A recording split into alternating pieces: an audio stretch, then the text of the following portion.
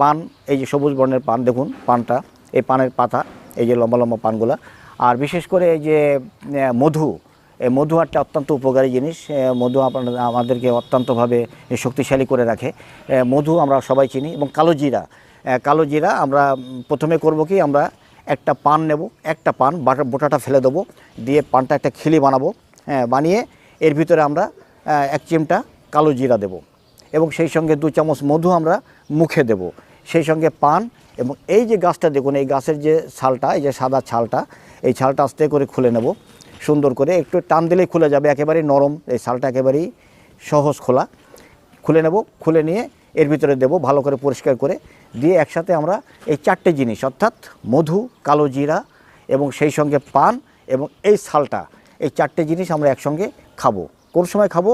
দুপুরে ঠিক খাওয়ার 1.5 ঘন্টা পরে আমরা বা 1 ঘন্টা পরে আমরা এই জিনিসটা খাবো।